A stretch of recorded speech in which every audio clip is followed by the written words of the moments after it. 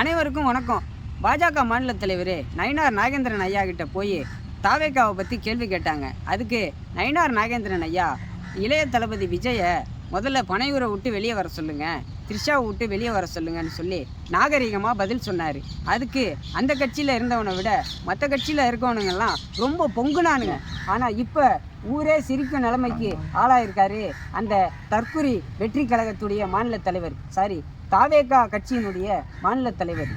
அந்த தற்குறி கட்சியினுடைய மாநில தலைவர் அவருடைய மனைவி இப்போ கோர்ட்டில் போய் ஒரு வழக்கு போட்டிருக்காங்க. அது என்னன்னா, என்னுடைய கணவர் இன்னொரு நடிகை கூட திருமணம் கடந்த உறவுல இருக்காராம் அப்படின்னு சொல்லி அவங்க வழக்கு போட்டிருக்காங்க.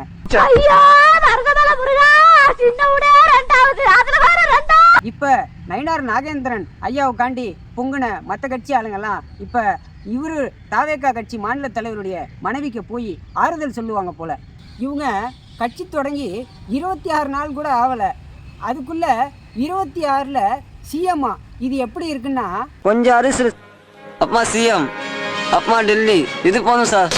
முதல்ல ஒரு மனுஷன் தன்னுடைய சொந்த வாழ்க்கையில் ஒழுங்காக இருக்கவங்க, சுய வாழ்க்கையில் ஒழுங்காக இருக்கவங்க தான் சமுதாய விஷயங்களை செய்கிறதுக்கு வரணும். ஆனால் இவங்க சொந்த வாழ்க்கையிலேயே ஒழுங்காக இல்லையே, இதில் எங்கே சமுதாய பணி செய்ய வராங்க?